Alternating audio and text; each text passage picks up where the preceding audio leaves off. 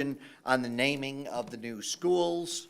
And because I've made you wait so long for your opportunity, I would like to kind of turn the floor over to you if you'd like to come up to the podium for any public comment to start it, or if you're just here to listen to the council and Board of Ed do their discussions, then that's fine too. But I certainly would be remiss not to give you the first crack at this.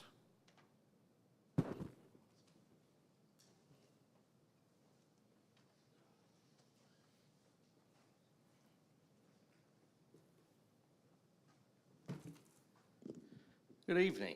Jeff Falk, 560 Mixville Road. Obviously, I'm not sure if you guys got our letters yet. You did.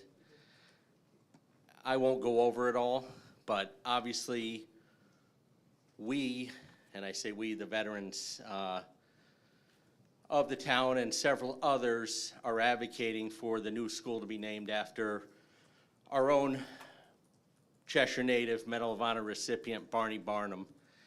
And one of the stats I actually picked out the other day on top of everything I put in there, my daughter actually clued me into, was the chances of meeting one of the living Medal of Honor recipients is 0.000018%. Wow. 1,800 thousandths of a percent. And we've got one living from Cheshire.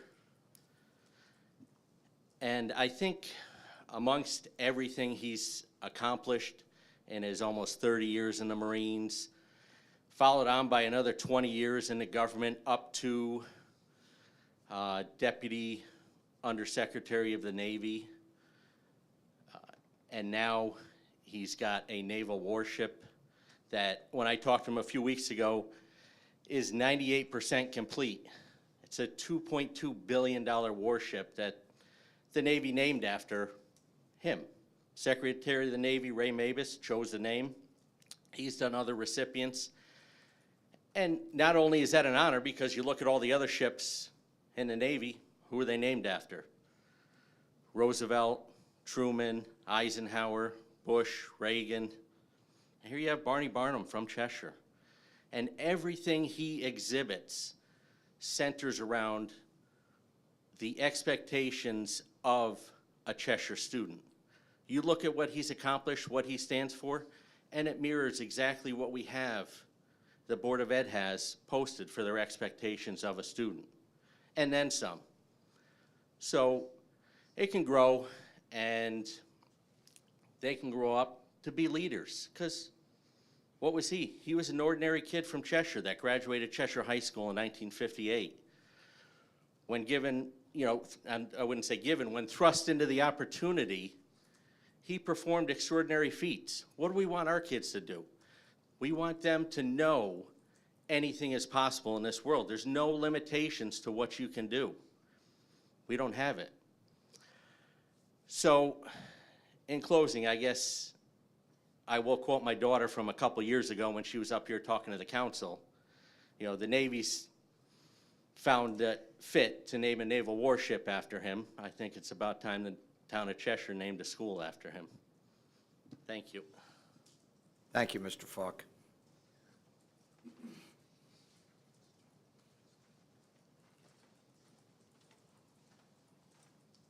Thanks, Jeff. That was great. I'm not going to repeat any of that. But having been a Marine myself, and my father and several others were in charge of Barney Barnum Day and his parade, and it helped make my decision to go into the Marine Corps. I don't think we could ask for a better person.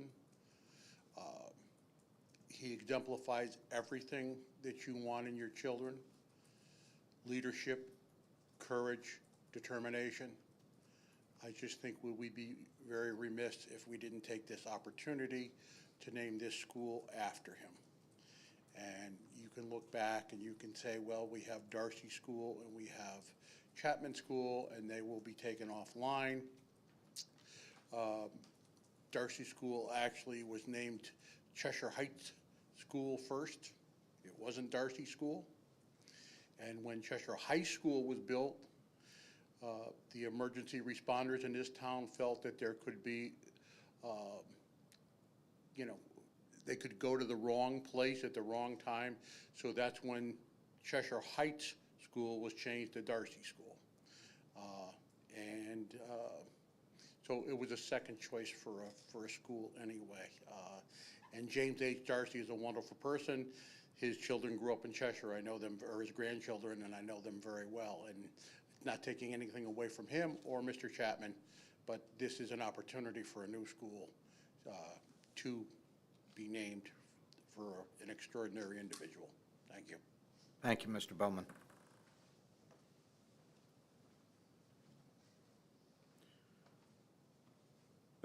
The other Mr. Falk or Mr. Bricato would, thank you. Colleagues, the process reads as follows: a request to name or rename town-owned property, and this will be sent to you, shall be initiated either by the town council on its own motion or by 3 separate written proposals to the town manager. The written proposals shall specifically identify the town-owned property or the feature to be named, describe fully how the name meets the criteria set forth in Section 2, which is above this, and if the name is of an individual or family, provide a biographical outline of the individual or family and the manner in which the individual or family meets the criteria. The town manager shall forward a complete written proposal to the town council.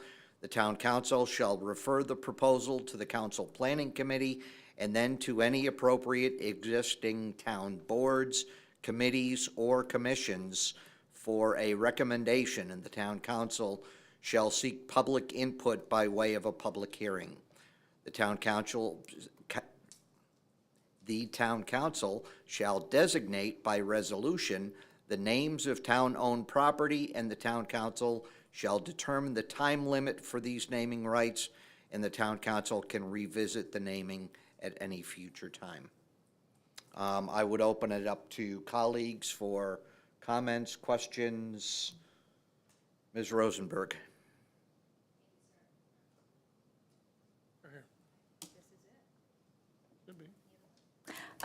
There we go. Thank you. Thank you for reading that, because I didn't realize the processes, but you're specifically citing if we were naming any public building then on there. I would recommend that we have some sort of ad hoc committee to at least, solicit, such as these gentlemen came up here, solicit any of ideas. I'm sure the rest of the town community members might have other suggestions that they may not be aware that we're in the process of already starting a naming process in general. So if that's something we can entertain, I'd like to go through several of, if we do receive several of these types of letters.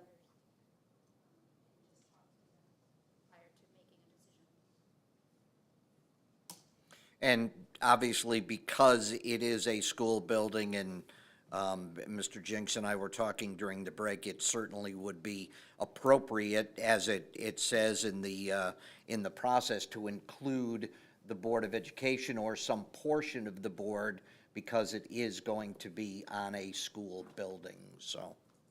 I think at this point, we had a selection committee to build the schools. I think it would be appropriate to also have a committee to name the schools. Mr. White. Thank you. Yeah, just to clarify on this, what I heard you say, and I may very well have misheard it, was either the council can initiate or someone can come forward 3 times to get a process initiated. Yes. Is it the idea right now that you're thinking, at least, is it like, say, 3 meetings?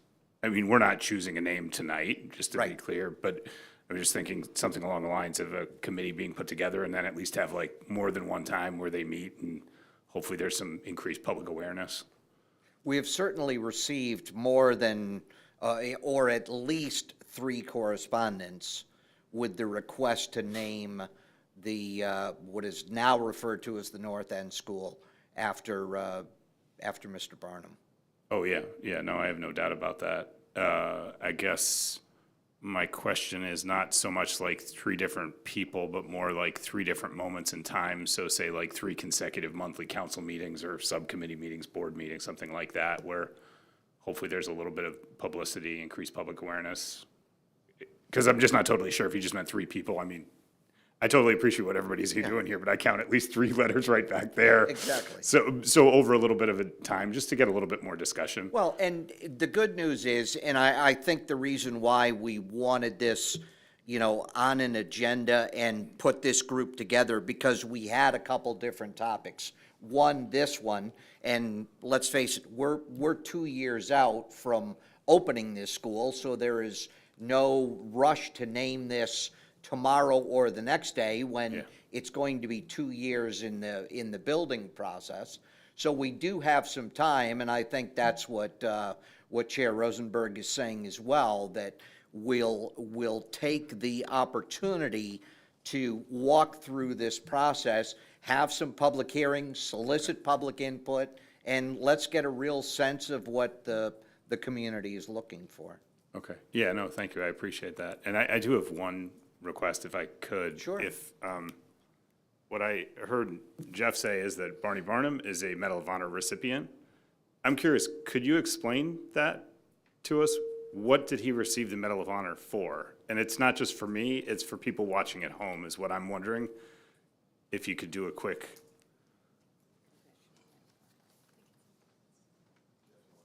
I'd like to just hear it too. I mean, Peter can come out, but. Oh, no, I was going to say, Jeff can do this from memory, yes. I've spent many, many years at his home with my kids, listening to more stories than what's just in there. And there's even more behind it, as the Secretary of the Navy alluded to at the christening ceremony last July up in Bath, Maine, because he had access to all the records. But essentially, the Medal of Honor was created around the Civil War, and since its inception, there have been just over 3,500, I believe it's 3,519 people, awarded the Medal of Honor. And that is the highest award in the military during wartime. That's the only time it's awarded. And I'll get to his story in a second of how he earned it. But considering just over 3,500 people were awarded that, over 40 million people have served in the U.S. military. Again, a percentage so small, I wouldn't even know where to begin to say it. But on December 17th, 1965, December 18th, Barney Barnum was 14 days in country in Vietnam. He was 22 years old. And he was part of his company, which I think is about 150 people. And there were 4 companies with him. He was the rear element. The North Vietnamese launched an attack which separated them from the other companies. And the initial shots took out the company commander, who's in charge of all those Marines, and the radio men, who's just as vitally important. That's your communication line. Well, here's Barney, 14 days in country, 22 years old. What were we doing at 22 years old? Not getting shot at and not being put in a command of, saving 130 Marines that day. That's the bottom line of what he did. He saved 130 Marines. And so from there, he talked with the company commander before he died in his arms, strapped the radio on his back, and started a counterattack. And, hours upon hours with just barely any support. And he got them all out of there. And from there, one of the stories you may not know is when he left there, the general asked him to come work for him at the Pentagon in D.C. Barney goes, on one condition. What's that? Well, if I can pick my next duty station. Well, if you were awarded the Medal of Honor, you don't go back to Vietnam. Well, when it came time for him to rotate from that duty station, he wanted to go back to Vietnam. And what happened? there was a mortar attack and he was injured. He was, took some shrapnel. He's actually still got that piece of shrapnel in his house. And, he never backed down. And his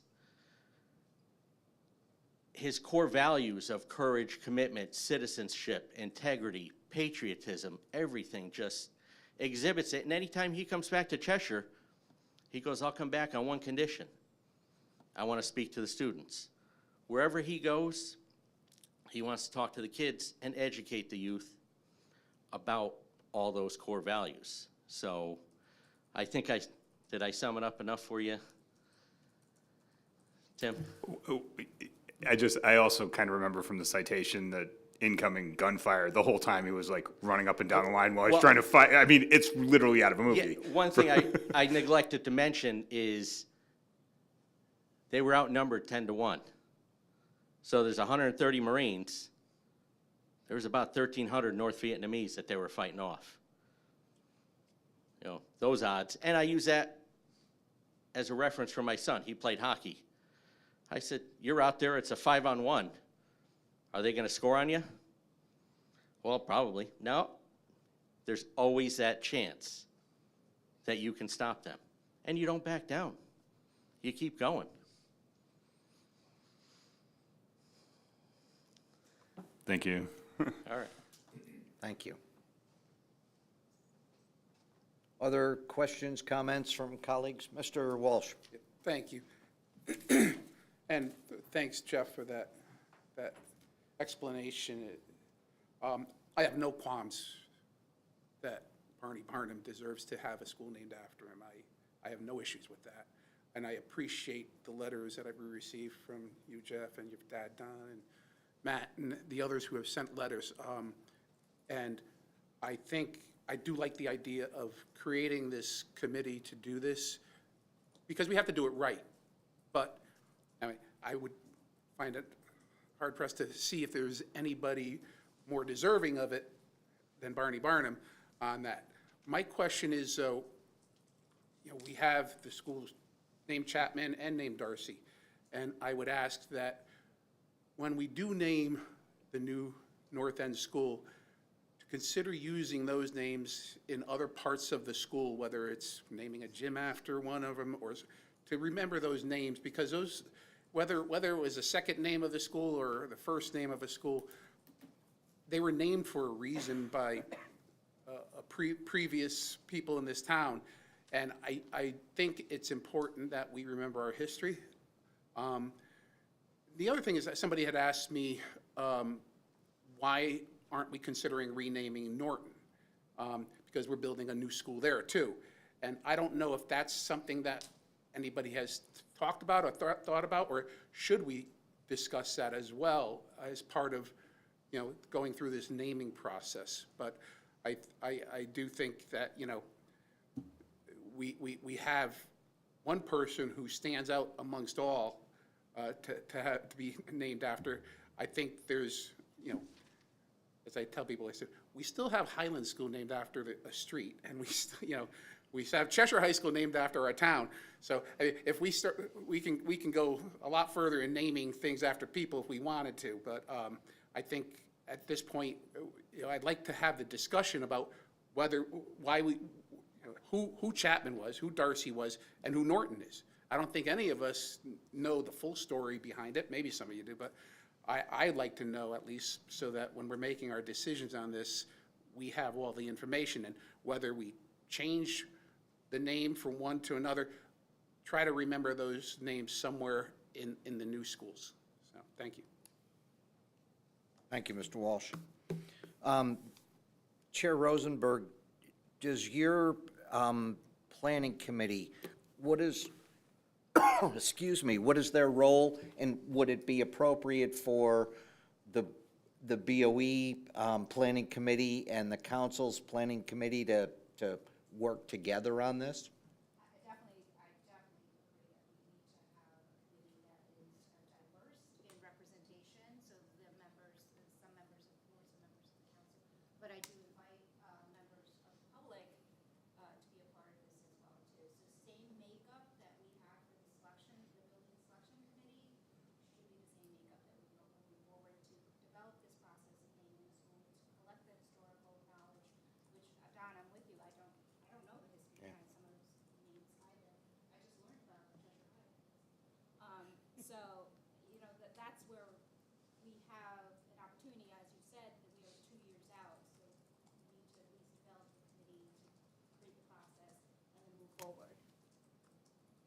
So if we throw this to a joint planning committee of BOE and council and let them hash out some of the details, and I think it can include the historical aspect, it can include, and now I'm drawing a blank on what you mentioned, the public element. Because I think that's important as well. And then they can report back to the individual groups, and we can move forward that way. So at least we've got some initial steps and initial takeaways, so.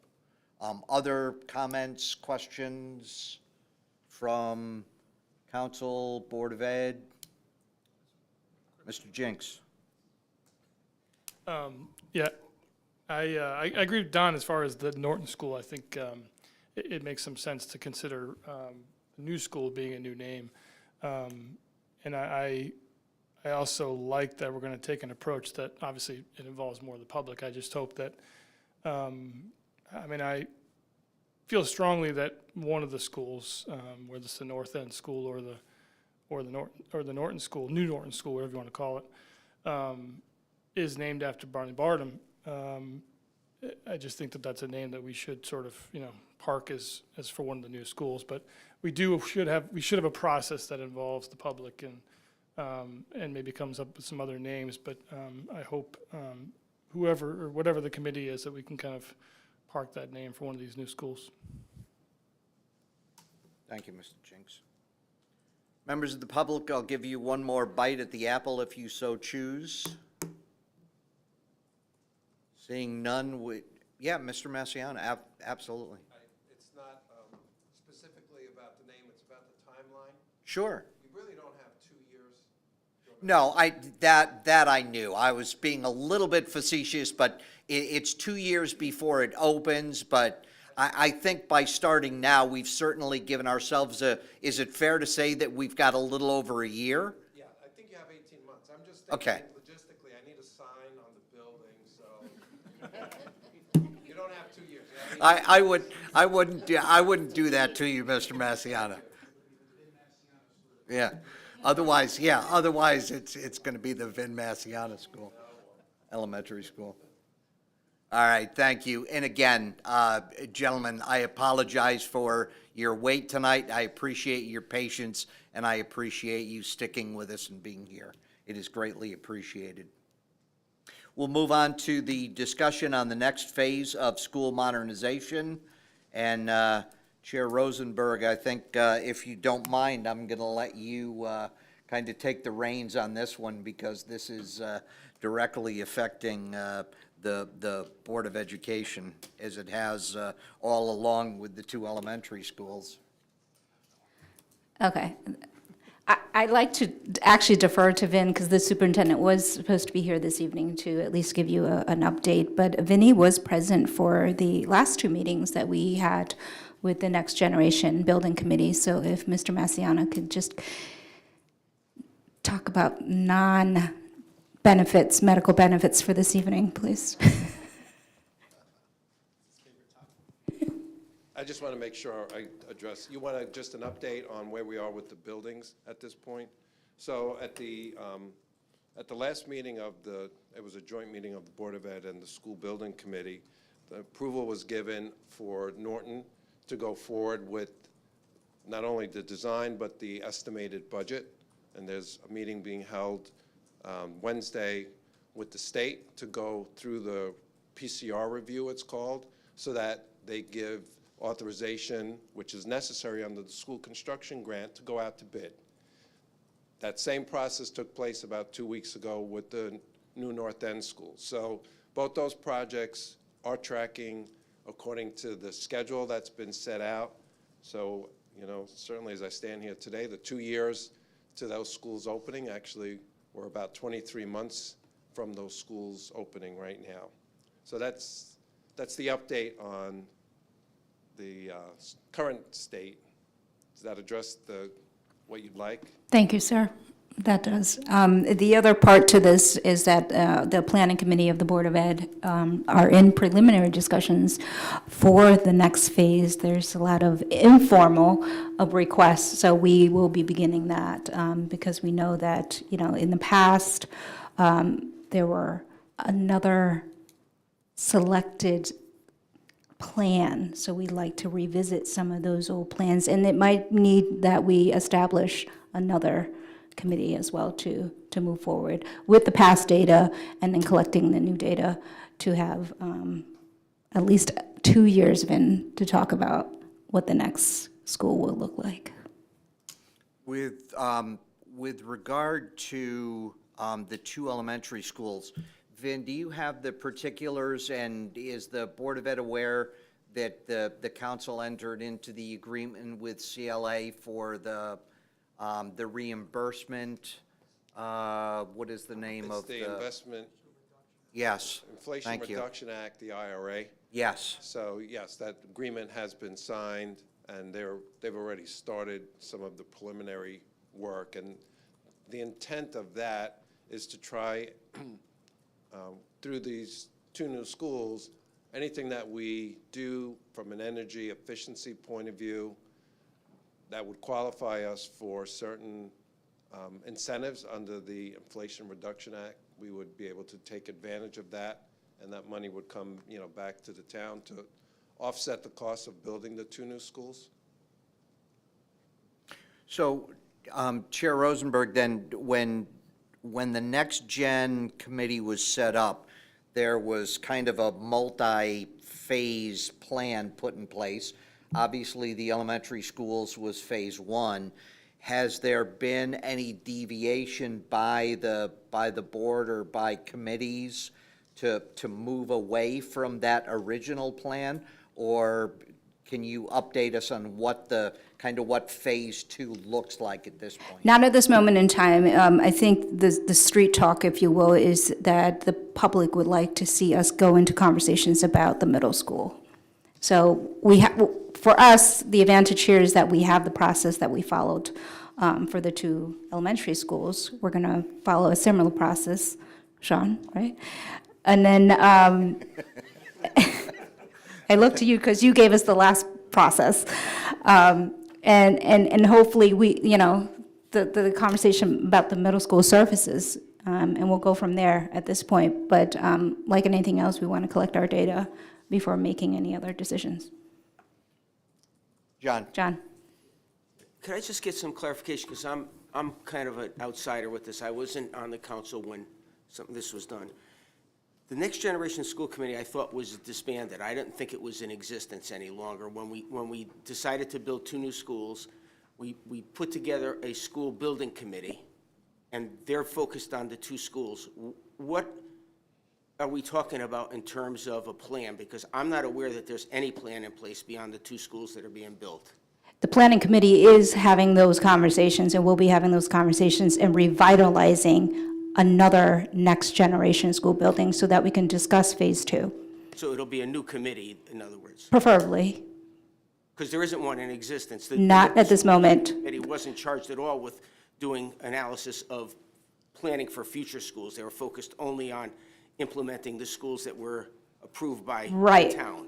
But we do have data from the previous committee that we can analyze at this moment in time, and that's within the planning committee of the Board of Ed. Yeah, I would suggest that before we talk about anything, we talk about getting new school generation, new school student generation estimates and a new study on where we stand, and maybe even sit tight for a while until we see the apartment communities in town, many of them which will be implemented and occupied over the next year, to see if the projections relative to school-age children in those communities are consistent with what's actually occurring, because there's too many unknown questions right now to jump, I think, quickly into a planning process. I think it's an analysis process now as to where our needs are, because I assume they're Absolutely. going to be changing. I agree with you. It is an analysis process, which has to start at the planning committee of the Board of Ed. Mr. Masiano, did you have something? Yes, thank you. I just wanted to add a few points, and there's an attachment going around. So the School Modernization Committee that was formed issued their report in April of 2021. what is going around is just the scenario 6 recommendations from that committee. Mr. Malone is right that that committee is no longer in existence. So if the council and the board decide to go forward and form a new committee, which certainly worked the first time around, and obviously we have 2 elementary schools approved. But on this sheet, you'll see that phase 1 of this plan is underway. We're building 2 new K-6 elementary schools. And then phases 2 and 3 are addressed and, at a real high level, renovate Doolittle and Highland, renovate the middle school, renovate the high school, and it's asterisk that as future phases are planned, the study should be conducted to determine the actual construction sequence. And then the last bullet is Humeston and Board of Ed offices need to be addressed as well. So this was the modernization committee's recommendations at the time, just to do the renovations to the schools, but we're, I suppose, from my viewpoint, back at square one, and the question is, how do we go forward to make some decisions on what the plan should look like? Other than studying this or looking at it, does the Board of Education have any budget in here for consultants or professional help? Because no, there isn't. So it would just be, And that is the process that was started several years ago that led to the School Modernization Committee. There was a capital budget request to fund a study. So at this point, none of that's been allocated.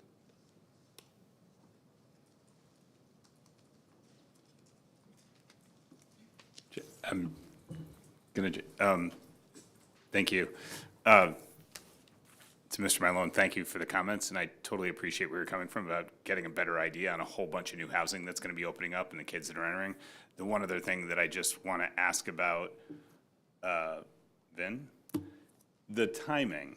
So we're there's a balancing act here, and so we move forward with 2 new elementary schools largely because of a increased enrollment at the elementary school level, and that will be moving through, assuming that's all coming to fruition, which I believe it basically is, that's all gonna be moving through to Dodd, and we need, if there's renovations or anything else, we need lead time to make that happen, preferably before the bubble hits there. So I'm curious if you could give us an idea of the timing, just recap this for us and the public, the Dodd and the high school. And I also believe that generally speaking, Dodd has a higher capacity per grade than the high school does? Is that? Well, if you look at Dodd's enrollment today, which is somewhere around 700 total students, Dodd's been well above 900. And so think of a knot running through a hose as the elementary school class sizes increase, from roughly 325, 350 up to 400, 450. It'll take about 7 or 8 years From today? from 2 years ago to hit the middle school, I think is the best way to look at it. So, yeah, there is going to be an enrollment increase that will hit Dodd, and that was in the projections that were done, it's, more than 2 years ago now. And, along the lines of enrollment projections, we will have to do another enrollment projection next year to get ready for the redistricting that will take place. So at that time, we should do a full enrollment study to include what will be happening at the middle school and then ultimately the high school and when. So what I just heard you say is, based on the projections, we have kind of a 5-year window. Based on the projections, and that's it, okay. And the process that we undertook already was probably a 5-year window, right? So for me, as a member of the Board of Ed Planning Committee, I want to make sure this discussion's happening. No action tonight or in the next few months or anything like that, but just get the ball rolling and make sure it's moving along. Thank you. You're welcome. Actually, I think the process, once we complete these 2 middle schools, I think the whole process is more like a decade. And I'm not making a joke. No, I get It took it. us several years to get to, and then it's taken us several years to, obviously, to get to the point where there's gonna be new schools. So it's not 5 years, it's more like 10 years. Yeah, getting the discussion started sooner rather than later Yeah, is. right. Right. Thank you. I just had a quick question too, Vin. So once this bubble hits the middle school, it's going to be a max, like a high-end enrollment of what, 800, 850, something like that, At the middle school? at the middle school? Is that what I said? Middle school. Somewhere in that neighborhood, you know. Are we going to get back to the, you know, to the 900 students? I mean, the enrollment isn't showing necessarily that, Right. but if the question is, are we going to run out of room at Dodd? You know, we'll fill it up. I don't think we'll necessarily run out of room. We may not want to be there as a community and as a middle school, but Right. we've had as many as 900, just like we had that many at Highland, and we're back there at Highland right now. We're at 915. A big part of the discussion, you know, going back to the School Modernization Committee, and the reason that was kind of given as to why we pursued the elementary schools is because that was the program, or that was the kind of schools that the state would support in terms of our reimbursement. So if we have plenty of capacity at the middle school and we have plenty of capacity at the high school, when will we ever get support from the state for renovating or for building new? It feels to me like, I mean, unless that wasn't really the reason. I mean, the primary reason the School Modernization Committee opted to do the elementary schools first is because the enrollment increase was going to hit the elementary schools first. That's what the projections showed. You know, as far as the state supporting a middle school, you know, we certainly have old buildings, you know, as they stand today. So the question is, will the state support, the state would support a construction grant. The question is, would they support building new versus renovating as new any old building? So I don't think there would be a question, would the state support it? It's just a question of what is it that would be recommended, and, you know, is it a renovate as new, an expansion, which we don't have room at Dodd if we're talking about Dodd, or build a new school? Okay, I think it's good, if we're going to begin this whole process, it's good to have that knowledge going in, I suppose. That it seemed to me that the state really dictated a lot of, at least the decision-making was dictated by what the state was more or less willing to support, so if that's changed, that's good. Ms. Harrigan. Hi, thanks. I just think we need to, as we're going through all of this, and I'm sure the planning committee remembers well enough, we do have to remember that, go back to the days when Dodd had 900 students there. Was it a comfortable place to be? Was there enough parking? Are there any ball fields there? Is there space for that many students and personnel in the school? It's not just renovating or building a building. It's the whole parcel of land. Yeah, if you were building a middle school today, you would have a lot more fields, a lot more parking, much better access, you know. So, yeah, all those things haven't changed, and you know, thanks for bringing that up, Dr. Harrigan. It's not ideal. You could get the kids in there if you have to, but again, I think it comes down to that school is not, you know, modernized. It hasn't been. We've maintained it. We've kept it up to date, and I think that is, you know, ultimately the decision of whatever this body or the Board of Ed and the Town Council decide how to proceed. I think, you know, it certainly makes sense to study it and make an educated decision on what to do and when to do it. If I could just add, we also had community people in on this decision-making, and I think that's really important too. Dodd Middle School sits smack in the middle of a neighborhood, and so let's keep the community involved as well. The other piece of this is that, and the October 17th meeting includes, it's just the council? Okay. So, just the council? So one of the things that we're going to be looking at an October 17th meeting is kind of the, you know, the domino effect almost of being able to close facilities and what's going to happen with properties, with buildings and the like.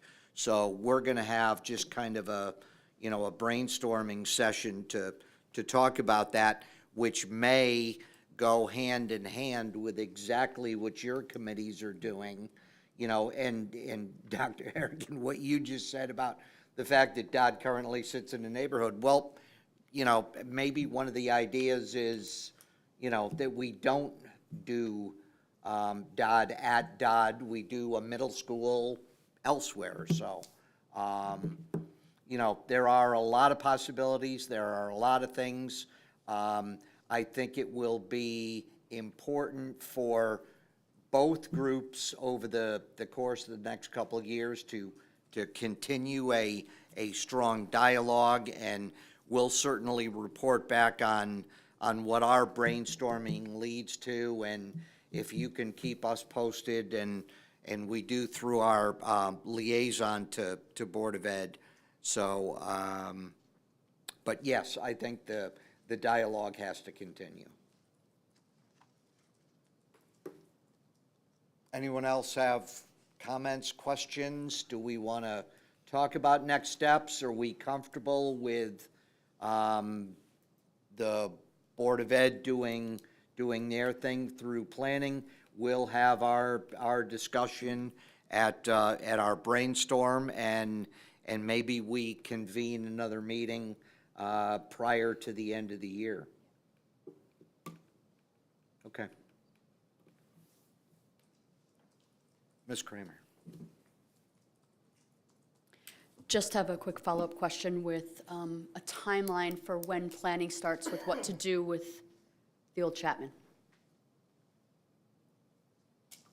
So that's one of the things that's going to be on the table for the October 17th meeting with the council. Yep. Yep. Is that open to public? How are we listing that? Yes. Okay, so any members of the public that have ideas or want to put any input on the record should be at the October 17th meeting to speak their minds. Okay, thank you. Mr. White? Thank you. Does the Board of Ed have anything to do with the old Chapman?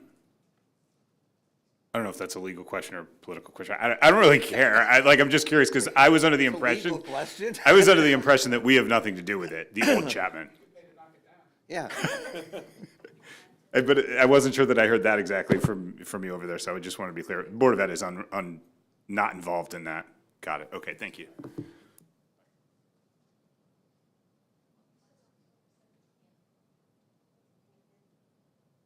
We have a council meeting to discuss, to do a brainstorm about buildings, about properties, same night. We're vying for the same audience. See which room is filled. All right, with that, we've hit the 10 o'clock hour, and I will call for a motion to adjourn. Mr. Walsh, seconded by Mr. Jinks. All those in favor? Motion is unanimous. Thank you all, and good evening.